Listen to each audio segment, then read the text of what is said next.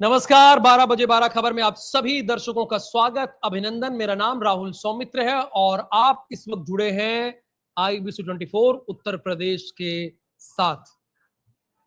12 बजे 12 खबर में आप सभी का बहुत स्वागत है। हमारे साथ इस वक्त जुड़े हैं अखंड प्रताप राय, राजधानी लखनऊ से, बहुत स्वागत आपका। इंद्रवीर सिंह हमारे साथ जुड़े हैं रायबरेली से, विशाल हमारे साथ हमें ज्वाइन कर चुके हैं औरैया से, सुशील कुमार हमारे साथ ज्वाइन कर चुके हैं CM सिटी यानी गोरखपुर से, तो ये सारे, और अब्दुल्ला भी हमें ज्वाइन कर चुके हैं मुरादाबाद से, ये हमारे सारे संवाददाता, और चौधरी शहनवाज भी हमें ज्वाइन कर चुके हैं। आप लोगों से बातचीत करेंगे, लेकिन सबसे पहले अपने दर्शकों को एक बता दें एक खबर के बारे में। मुझे सिंगल फ्रेम पर लेकर आइए शंकर जी। एक साल पहले एक वीडियो है जो वायरल उस वक्त नहीं हुआ था, लेकिन वो पोल खोल रहा है कि नगर निगम में काम कैसे होता है। ये बात मैं शाहजहांपुर की कर रहा हूं, जहां पे 60 पार्षद, जो हमारे लिए सबसे पवित्र है, गंगा जल है ना, गंगा जल जो हमारे लिए सबसे पवित्र है, उसको अपने हाथ में लेकर कसम खाते हैं कि जो भी कमीशन मिलेगा नाली निर्माण का, सड़क निर्माण का, आपस में सही तरीके से बांटेंगे। ये भ्रष्टाचार का जीता जागता प्रमाण है। एक साल पहले का वीडियो है जो वायरल अब हो रहा है, अब ये वायरल हो रहा है, और ये पार्षद अभी भी अपनी अपनी कुर्सियों पे मौजूद हैं।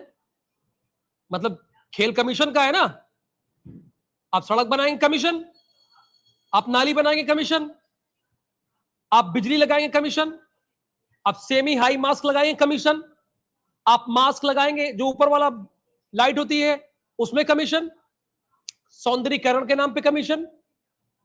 और मेयर महोदया को पता भी नहीं चला, अर्चना वर्मा जी को, उनको कुछ पता नहीं चला। और नगर आयुक्त महोदय अभी तो नए नए आए बेचारे, उनको भी कानों कान खबर नहीं हुई।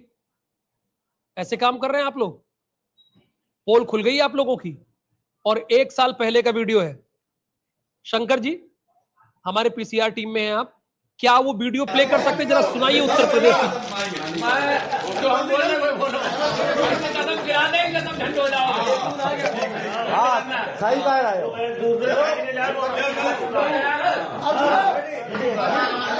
सही कह रहे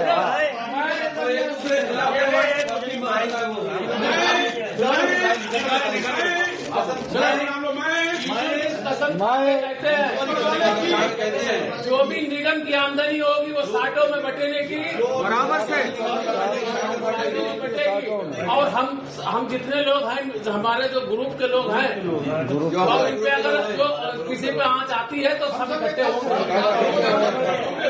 हमेशा हमेशा। नाम आप दे सकते हो, लेकिन जो गद्दारी करेगा वो भी अम्मा चढ़ेगा। इस रस्म का पालन भी करना चाहिए, पालन करना चाहिए।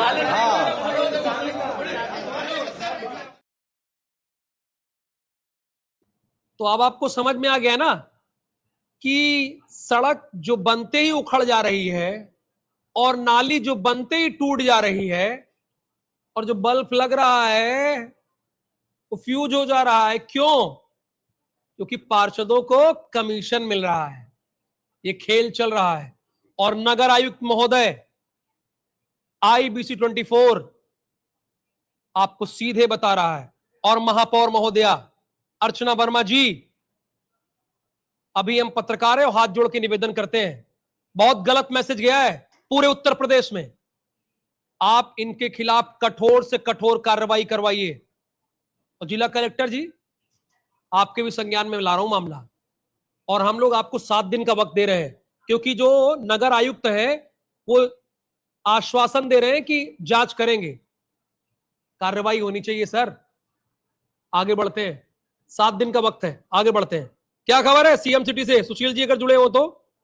सुशील जी हैं आप? बिल्कुल राहुल, बिल्कुल राहुल जी, अगर बात करें यहाँ गोरखपुर की 2 बड़ी खबरें। सबसे पहले तो मुख्यमंत्री जी जिस तरीके से लखनऊ में जुड़ करके और पूरे जनपदों में जो है लाइव प्रसारण के जरिए जुड़े हुए हैं, उसको लेकर के हम इस समय प्रेक्षागृह में मौजूद है और यहाँ पर आबकारी मंत्री नितिन अग्रवाल हैं और तमाम जनप्रतिनिधि हैं। आज यहाँ पर 60 वर्ष से ऊपर की महिलाओं को टिकट दिया गया है और उसके जरिए अब वो फ्री में यात्रा करेंगे, यानी एक बड़ी सौगात आज मुख्यमंत्री योगी आदित्यनाथ ने दी है, खासकर रक्षाबंधन के पर्व से एक दिन पहले।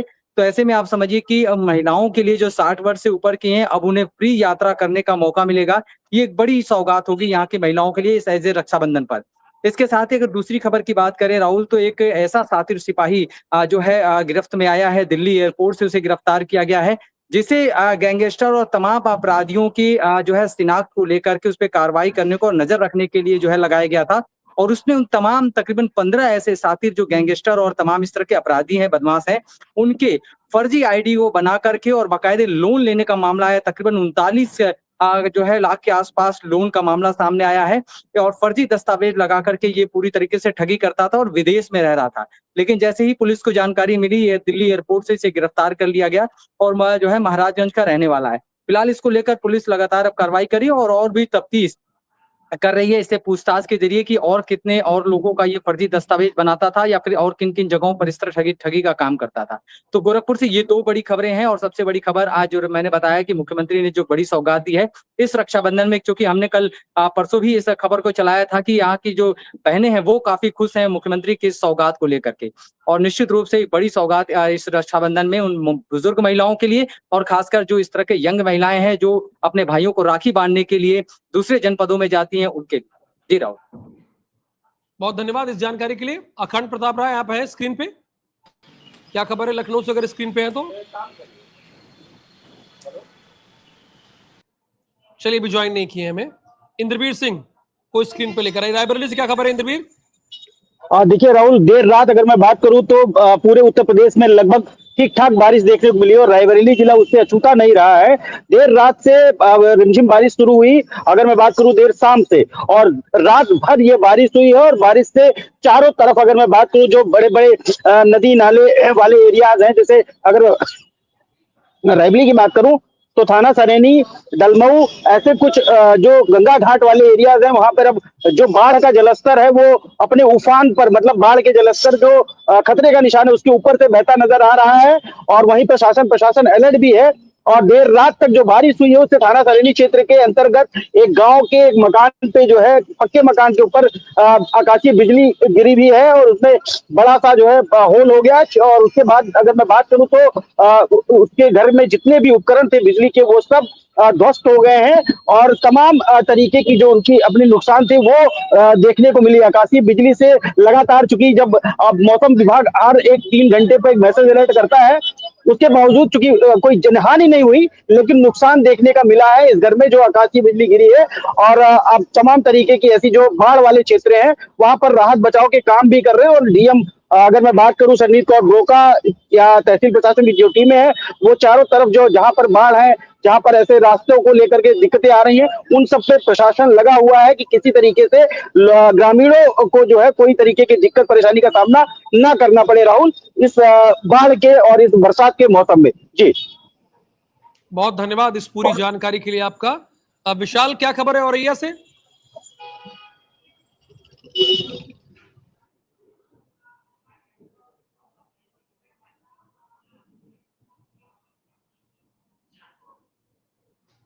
विशाल, जब तक आप अपने आप को अनम्यूट नहीं करेंगे तब तक देश और उत्तर प्रदेश सुनेगा कैसे आपको? जी राहुल जी, मैं बताना चाहूंगा कि देर रात से ही एसपी औरैया अभिषेक भारती द्वारा लगातार जो है 12 वफात को लेकर के चिन्हित स्थानों पर उनके द्वारा जो है लगातार स्थानों पे जो है पड़ताल की गई है, जायजा लिया गया है और इस पर्व को सकुशल निपटाने हेतु उन्होंने लगातार चिन्हित स्थानों पर जो जहां पे खामियां थी उन खामियों को सुधार किया है। अभी अगर फिलहाल में बात करें तो 12 वफात के जुलूस को लेकर के लगातार भिन्न भिन्न थाना क्षेत्रों की भिन्न भिन्न पुलिस जो है अभी जुलूस को सकुशल निपटाने हेतु तत्पर है। धन्यवाद आपका इस पूरी इंफॉर्मेशन के लिए। अखंड क्या खबर है राजधानी लखनऊ से?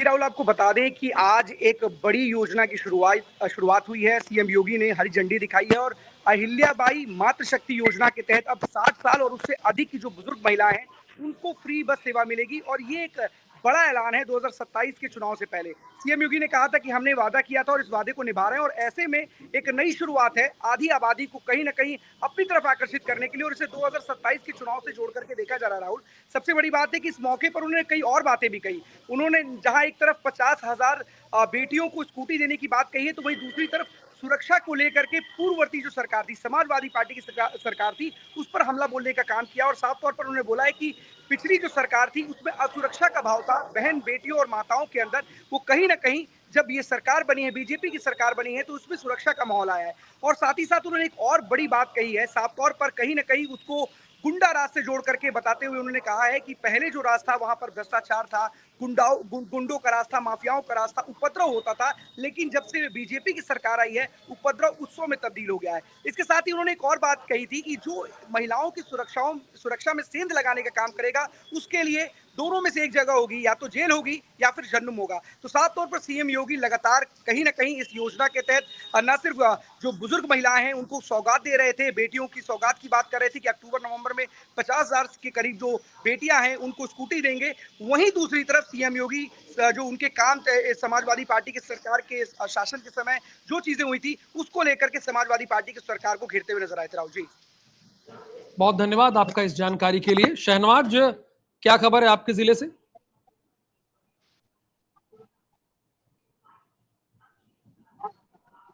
राहुल, जनपद अमरोहा से जो खाद्य विभाग की टीम की बड़ी कार्रवाई देखने को मिली है, जहां तक भी लगातार जो है इस कार्रवाई से जो है जो मिलावटखोर थे उनमें जो है हड़कंप मचा हुआ है। ऐसी जो मामला है वो थाना शहर नगली क्षेत्र के गांव दमगढ़ी का है, जहां पर जो है वो 4 कुंटल जो रसगुल्ले थे, जो उसमें जो है तमाम जो मधुमक्खियां थी, वैसी जो गंदगी थी वो उनमें बसी हुई थी। और लगातार जो है जब खाद्य विभाग की टीम को इसकी सूचना मिली, मौके पर पहुंची, तो 4 कुंटल जो रसगुल्ले थे वो मौके से बरामद किए गए और उनको जो है वो उसको नष्ट कराया गया। और साथ ही जो है 80 लीटर जो दूध था उसको भी जो है वहां से नष्ट करा दिया है। लगातार जो इस कार्रवाई से जो है जो मिलावटखोर है उन पर लगातार इस पे जो खौफ है वो बना हुआ है। लगातार इसी प्रकार से जो खाद्य विभाग की टीम जो है जो रक्षाबंधन के त्योहार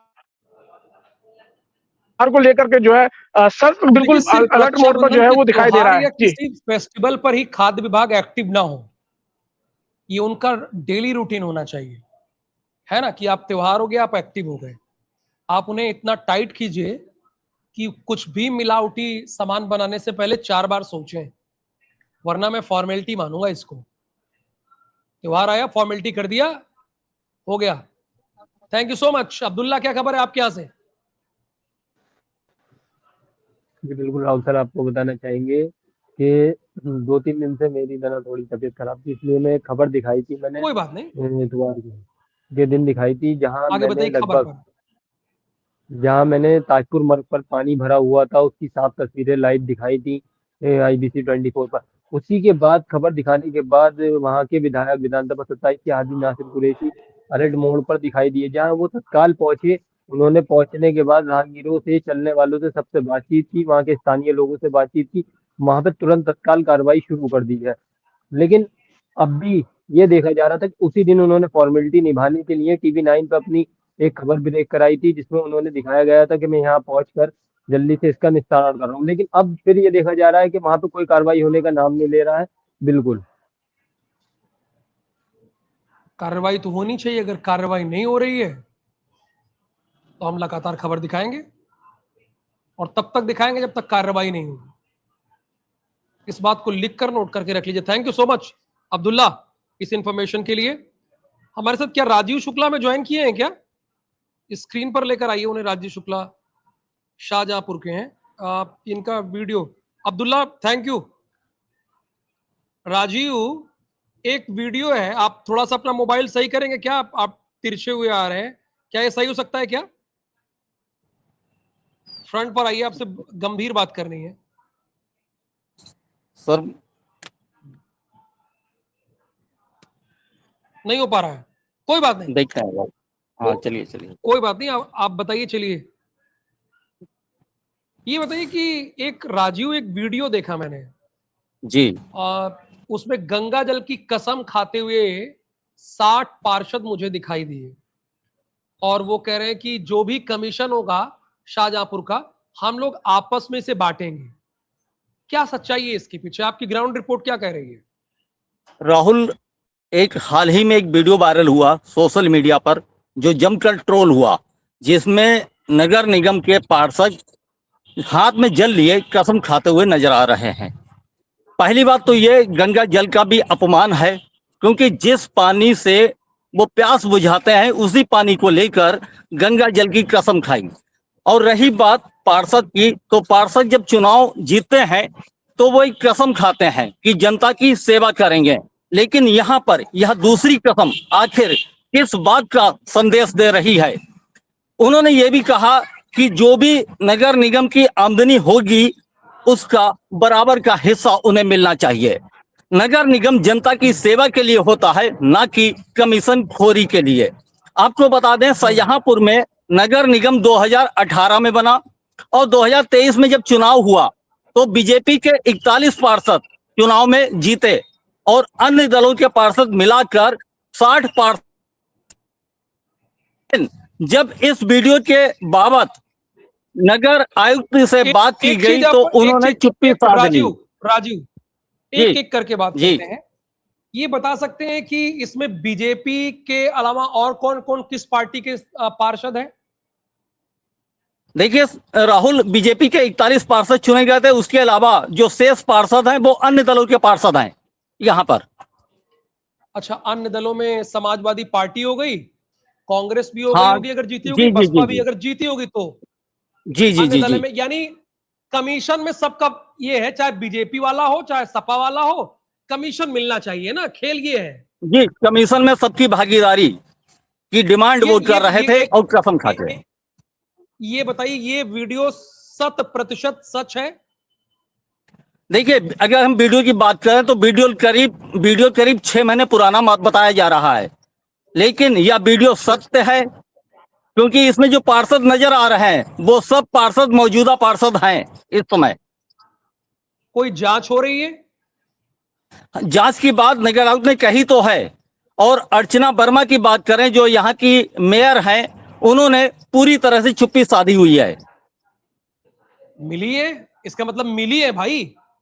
अगर इस पर कलेक्टर एक्शन ले लेता है तो दूध का दूध और पानी का पानी हो जाएगा, क्योंकि उत्तर प्रदेश सरकार भ्रष्टाचार पे 0 टॉलरेंस की बात करती है, बर्दाश्त नहीं करती भ्रष्टाचार। और चाहे जो राहुल जी, इस खबर का कल हम आपको फॉलो बैक देंगे, हम जाएंगे, खुद जाएंगे और वहां पर फॉलो बैक भी देंगे आपको इस पूरी जानकारी का। नहीं तो क्या आप इस मामले को कलेक्टर तक ले जाएंगे? क्योंकि अगर बिल्कुल, हमें जहां तक जाना पड़ेगा मैं जाऊंगा। महापौर तो दबाएंगी, क्योंकि उनके 41 पार्षद हैं और दूसरे पार्षद भी मिले हुए हैं, तो ये लोग दबाएंगे। आप अपना बहुत ख्याल रखिएगा, क्योंकि ये दबाव बनाएंगे आप पे, 60 लोग। बिल्कुल सर। ये खबर पूरे उत्तर प्रदेश तक पहुंचनी चाहिए जी, बिल्कुल। कैसे ये लोग कमीशन के नाम पे सब लोग एक हो जाते हैं। ये बिल्कुल सर, बिल्कुल। थैंक यू राजीव, टास्क पे लग जाइए अपना ख्याल रखते हुए, और अपने सारे जो जिले के रिपोर्टर सबको लामबंद कीजिए। ठीक है सर, ठीक है। Thank you so much. क्या खबर है आदर्श? देखिए राहुल, आज हम आपको बताना चाहेंगे, जिस रोड पर हम खड़े हैं ये हरदोई से लखनऊ रोड जाती है, उत्तर प्रदेश की राजधानी लखनऊ। ये 1 साल पहले सड़क को बनवाया था, लेकिन ये किस तरह की सड़क बनवाई गई है जो आप हमारे पीछे आप देख सकते हैं। लखनऊ चुंगी से लेकर 5 किलोमीटर तक ये सड़क कम, नाले ज्यादा नजर आ रहे हैं। देखिए ये सड़क पूरी बनी हुई है, ये सब नाले लखनऊ रोड को जाती है। ये सड़क की यहाँ पे कंडीशन है, हम लाइव तस्वीर दिखा रहे हैं। यहाँ पर देखिए ट्रक निकल रहे हैं, ये सब अगर जरा चूक जाए तो हादसा होने का डर। जबकि यहाँ पर 3 मंत्री हैं, शिक्षा राज्य मंत्री रजनी तिवारी जी, ब्रजेश पाठक मुख्यमंत्री जी भी यहाँ से बिलोंग करते हैं। यहाँ जो नितिन अग्रवाल जी वो आबकारी मंत्री हैं, लेकिन इधर से गुजरते हैं, लेकिन उनको ये सड़कें नहीं दिखाई देती है। इन सड़कों में गड्ढा हो रहा है, यहाँ पब्लिक निकलती है, गिरती है, चोटें लग जाती है। जो लाइव तस्वीरें हैं हम आपको दिखाएंगे फिर से एक बार राहुल जी। देखिए ये यहाँ की दहलीज है, देखिए ये यहाँ की लखनऊ की रोड है। आप लाइव तस्वीर देख सकते हैं। ये पूरी सड़क करीब 3-4 किलोमीटर तक यहाँ पर जो है जर्जर है। अभी 1 साल पहले बनी भी थी और ये इस तरीके से बनाई गई सड़क है जो बिल्कुल गड्ढे में तब्दील हो गया। इसमें जो है पता ही नहीं चल रहा सड़क है या गड्ढे हैं। लेकिन यहाँ पर जो है जो अधिकारी हैं, अधिकारी भी निकलते हैं। ये सबसे मेन रोड है, इसके आगे से हाईवे स्टार्ट हो जाता है। यहाँ पर देखिए ये लोग जो गाड़ी से निकल रहे हैं आप पीछे, कुछ हम इस गाड़ी वाले से बात करेंगे, थोड़ा रोक के, हो सकता है कुछ जवाब दें। नहीं अभी नहीं, हम बात गाड़ी मत कीजिए, देख कोई बात नहीं। नहीं, जबरदस्ती जान को खतरे में नहीं डालना है आदर्श। आप वो लोग गाड़ी चला रहे हैं और आप उनसे बात करेंगे, ये नहीं करना है। मैं समझ गया, इस खबर को देखा। ये जो जल निकासी होनी चाहिए प्रॉपर, और अभी कुछ दिनों पहले बनी सड़क की स्थिति ये है, ये सोचिए कि ये भ्रष्टाचार का पर्याय है, यानी भ्रष्टाचार है साफ साफ यहाँ पे। और एक साफ चीज दिख रहा है, राहुल बहुत आपको बताना धन्यवाद चाहेंगे, राहुल एक हाँ चीज हम बोलिए बताना बोलिए। चाहेंगे, इधर जो नाली बनी है उस नाली का देखिए ये कचरा जमा हुआ, पूरा कचरा टोटल, यहाँ कहीं पर निकास नहीं है। और इस निकास की वजह से रोड खराब रहती है। यहाँ ऑटो है, यहीं पर सवारियां उतार रहे, देखिए हमारे पीछे ऑटो वाले हैं, सवारियां उतार देते हैं यहाँ पर। देखिए हम एक कुछ बात कर देते हैं, भैया ये सड़क कब से खराब पड़ी? आगे आगे टेलीविजन सामने आओ। ये सड़क कब से खराब पड़ी? डेढ़ महीना खराब है। आप लोग कैसे निकलते हैं यहाँ पर? मुश्किल हो जाते हैं निकलने में, दिक्कत होती है। तो राहुल जी यहाँ पर कहना भ्रष्टाचार की है कि ये दावत देती है सड़क देती है। यहाँ पर भ्रष्टाचारियों की कमी नहीं है, ये भ्रष्टाचार से जुड़ी सड़क है। 1 साल पहले बनाई गई थी, लेकिन अब ये उखड़ चुकी है। और सारे अधिकारी, मंत्री, नेता जितने हैं सब लगभग इसी रोड से गुजरते हैं हरदोई के लिए, लेकिन कोई भी इस सड़क को धन्यवाद बनाने आपका, का बहुत बहुत धन्यवाद। समय का थोड़ा अभाव इसलिए मैं रोक रहा हूं आपको, Adarsh Gupta. Thank you so much इस पूरी इंफॉर्मेशन के लिए। राजेश, क्या खबर है आपके जिले से? ज्ञानेंद्र और राजेश दो संवाददाता हमारे साथ जुड़े हैं, अब इन्हीं से बात करूंगा। पहले राजेश आप बताइए, क्या खबर है आपके यहाँ से?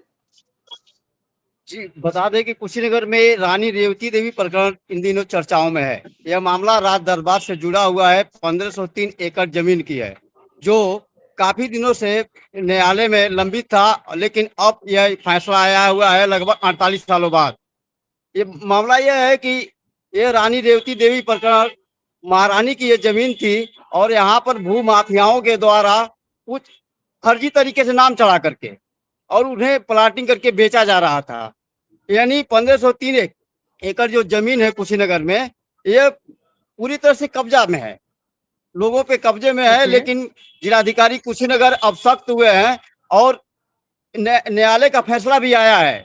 इसके बाद से यह जमीन राज्य सरकार की संपत्ति हो गई है, और जिलाधिकारी ने 23 लेखपालों को लगा करके इस जमीन को खंगालना अब शुरू करवाया है, और कागजात के साथ साथ मौके के भी जो पैमाइश है उसको भी करने के लिए कहा है। जी चलिए, देर है दुरुस्त है। जिलाधिकारी महोदय सभी लेखपालों को काम पे लगा दिया। सरकार की जमीन पे कोई और कब्जा करके बैठा था, भाई वहां कब्जा नहीं होना चाहिए। बहुत धन्यवाद आपका राजेश इस पूरी जानकारी के लिए।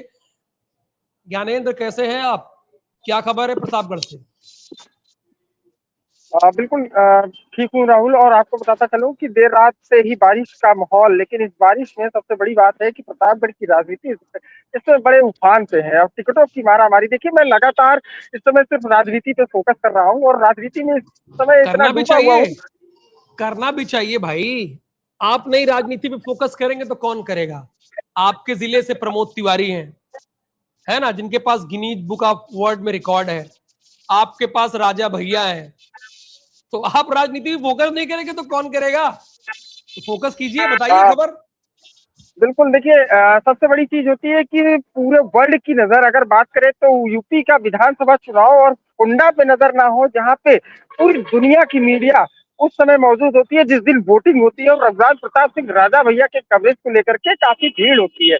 तो साफ तौर पे अब की पिछली बार देखा गया था 2022 के चुनाव में कि किस तरीके से रघुराज प्रताप सिंह राजा भैया 30,153, जहाँ पिछली बार 1,05,000 के आसपास से मतों से जीते थे, तो 2022 के चुनाव में समझ के रह गए थे। तो 30,153 वोटों से जीत हासिल हुई थी, वो भी किस तरीके से हुई थी तो पूरे वर्ल्ड को पता है। 18 से 19 राउंड तक वो केवल 100 और 200 वोटों से पीछे चलते रहे। लेकिन सबसे बड़ी चीज आकर के खड़ी हो रही है कि जो 3 से 4 महीने बाद चुनाव आचार संहिता लगने जा रही है, चुनाव की घोषणा होने जा रही है, उसको लेकर के अब की समाजवादी पार्टी किसे उतारेगी, क्योंकि गुलशन यादव फरार चल रहे हैं, लखतकिया का इनामिया है, जैसे नैनो कार आई थी टाटा की लखतकिया, तो वैसे ही गुलशन यादव भी एक तरीके से फरार है। छवनाथ यादव कासगंज के जेल में बंद है।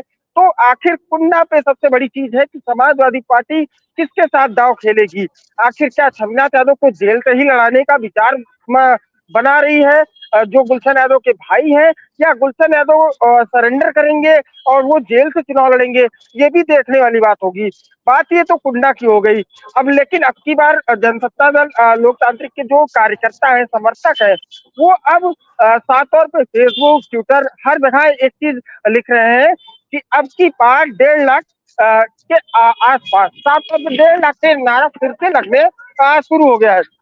अब आते हैं रानीगंज विधानसभा पे। देखिए, एक पूर्व विधायक, एक पूर्व मंत्री आमने सामने है। आज से कुछ महीने पहले देखा गया था कि रानीगंज में किस तरीके से जंग, पहले पूर्व मंत्री की बात करें तो वो समाजवादी पार्टी में स्वास्थ्य मंत्री थे, प्रोफेसर शिवाकांत ओझा।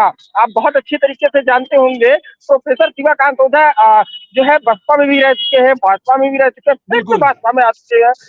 और पूर्व विधायक धीरज ओझा, आपको अच्छी तरीके से याद होगा कि 2021 के आसपास आकाश तोमर के साथ इन्होंने कुर्ता फाड़ जिन्होंने नंगा नाच किया था एक तरीके से, और धीरज ओझा आपको भी याद होगा। अब दोनों में रार चल रही है। बात करें तो रानीगंज विधानसभा, अगर दोनों ओझा में रार है, दोनों पिता पुत्र लगे हुए हैं रानीगंज से कि हमको टिकट मिल जाए। पुरांतु ओझा जो शिवाकांत ओझा के पुत्र भी हैं, लेकिन टिकट अब किसको मिलेगा ये भी बड़ी इकरार है। अशोक त्रिपाठी जो 2017 में बसपा से चुनाव लड़े थे विधानसभा, फिर 2019 में लोकसभा लड़े थे, मायावती ने उनके ऊपर काफी विश्वास किया था। तो अशोक त्रिपाठी एक ब्राह्मण चेहरा रानीगंज से लाया, क्योंकि देखिए ब्राह्मण और बैकवर्ड सबसे ज्यादा रानीगंज में है। अब ये रार रानीगंज में छिड़ी हुई। देखिए 2 विधानसभा हो चुकी, मेरे यहाँ 7 विधानसभाएं हैं। हर एक विधानसभा में अपना एक रोल चल रहा है। मोती सिंह से यादव पक्ष एक तरीके से बहुत ही बुरी तरीके से नाराज है। सभापति यादव को और सुभाष जो कि सभापति के भाई हैं, उनके ऊपर मुकदमे लगवा करके उनके स्कूलों को, उनके कॉलेजों को ढा देना। ब्राह्मण और यादव, कहा जाता है कि सभापति यादव ब्राह्मणों के लिए बहुत कुछ किया था, अपने स्कूल में जो है नौकरी भी दिया था लोगों को, तो ब्राह्मण उससे काफी खुश था। कभी सभापति यादव मोती सिंह के खास हुआ करते थे, आज की डेट में कट्टर दुश्मन है। उनके ऊपर भी 1 लाख का इनामिया घोषित किया गया था। सभापति यादव को कलकत्ता से गिरफ्तार किया गया था। 5 लाख का इनाम, सबसे बड़ी रकम। आपको बताते चले, सुभाष यादव के ऊपर 2.5 लाख का इनाम और सभापति यादव के ऊपर 5 लाख का इनाम घोषित किया गया था। और जब मंत्री थे मोती सिंह, तो उनको कलकत्ता से गिरफ्तार किया गया था। तो अब की बार बड़ा दिलचस्प वहां का पट्टी का भी हो रहा है कि अब की क्या मोती सिंह के बेटे लड़ेंगे या मोती सिंह का आखिरी चुनाव होगा। ये सबसे बड़ी चीज अभी तक क्लियर नहीं हो पाया है। मोती सिंह टिकट को लेकर के कुछ बोल नहीं रहे, लेकिन बीजेपी के अंदर खानों की बात करें, जहां तक मैं घुस पाया हूँ, ये कहा जा रहा है कि अब की उनके सुपुत्र लड़ेंगे।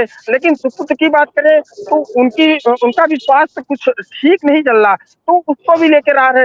एक दाग और लगा कि आज से 1 साल पहले, तकरीबन 1 साल के आसपास, पूर्व माफी चाहूंगा, ब्लॉक प्रमुख सुशील सिंह ने दिन दहाड़े रजिस्ट्री ऑफिस के सामने गोली चलाई। उसमें ये कहा गया कि मोती सिंह के काफी खास है, और ये भी निकल के आया कि मोती सिंह ने पीछे से हाथ रख करके और सुशील सिंह के पक्ष में बयान दिया था। तो ये काफी चर्चाओं में रहा। तो ये देखिए, ये 3 विधानसभा ऐसी हैं कि जो कि अभी यहाँ पे राजनीति काफी चरम पर है।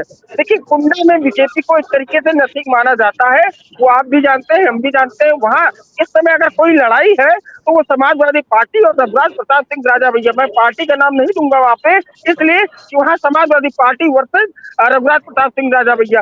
अब चौथी विधानसभा वो भी इम्पोर्टेंट रखती है, वो है रामपुर खास। और साफ तौर पे प्रमोद तिवारी का स्वास्थ्य ठीक नहीं था। 3 महीने बाद वो पहली बार प्रतापगढ़ जब आगमन किए तो उन्होंने मीडिया से रूबरू हुए, स्वास्थ्य उनका बहुत अच्छा नहीं लग रहा था।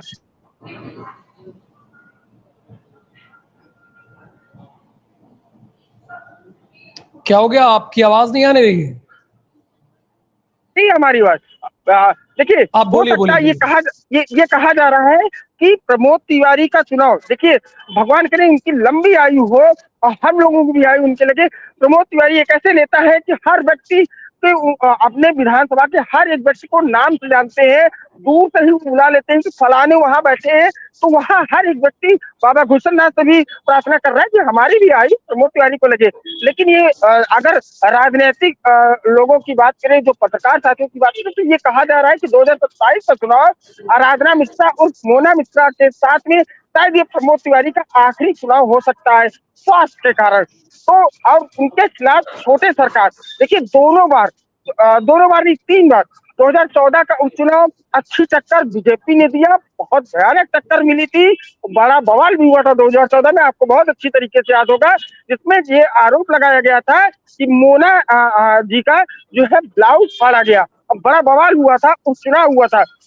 और उसके बाद 2017 के भी चुनाव में देखा गया था कि बीजेपी पहली बार रामपुर खास से 45,000 से ज्यादा मत पाई थी, ये सबसे बड़ी चीज थी। और 2022 के चुनाव में ये और देखा गया कि जहां पे एक कुंडा और एक रामपुर खास, जहां पे लाखों के पार की गिनती चलती थी, वो समझ के माफी चाहूंगा 17 के चुनाव में छोटे सरकार ने 14,000 से मात्र हार स्वीकार किया था, और 2022 के भी चुनाव में 14,000 से हार स्वीकार किया। तो ये कुंडा और रामपुर खास की जो 2 विधानसभा है प्रतापगढ़ की, जहां से आसपास के जिलों की, अगर रामपुर खास की बात करें तो रायबरेली तय होता है, जहां की कलवन विधानसभा और अमेठी तय होता है, और कुंडा की बात करें तो कौशाम्बी और प्रयागराज तय होता है कि आखिर यहाँ अगल बगल के कौन से कैंडिडेट जीत रहे हैं। और आज से अच्छा नहीं जाता, क्योंकि आप भी बॉर्डर पे ही इस तरीके से रहने वाले हैं,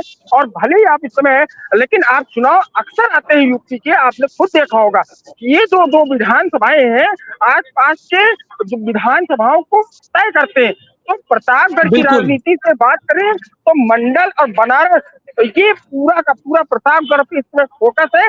और जो बातें मैंने आपको कल कही थी, मैं फिर से आपको बता रहा हूँ, मेरे अब सूत्र कह रहे हैं कि रघुराज प्रताप सिंह राजा भैया, जो कि अपनी पार्टी के लिए जो 15 सीटें मांग रहे हैं, कौशाम्बी, अमेठी, जौनपुर, प्रतापगढ़, प्रयागराज, ये जो 15 सीटें मांग रहे हैं कि हमको यहाँ से 15 सीटें चाहिए।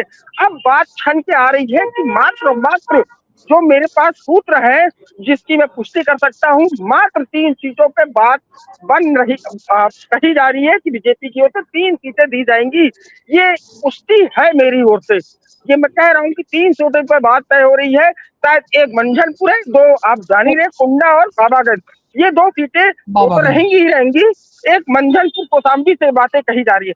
अब देखने वाली बात होगी कि बीजेपी क्या 2 ही सीट देगी या 3 सीट देगी। लेकिन नहीं, ये कह रहे थे रघुराज प्रताप सिंह 3 सीट पे मानेंगे भी नहीं ना, बहुत बड़ा कद है भाई, 2 सीट तो वो ऑलरेडी जीत रहे हैं, विनोद सोनकर और एक अपनी, अरे विनोद सरोज और एक अपनी, तो 3 सीट से फिर क्यों गठबंधन करेंगे, बाहर से ही सपोर्ट करेंगे। 3 सीट पे तो वो नहीं मानेंगे जहां तक मुझे लगता है।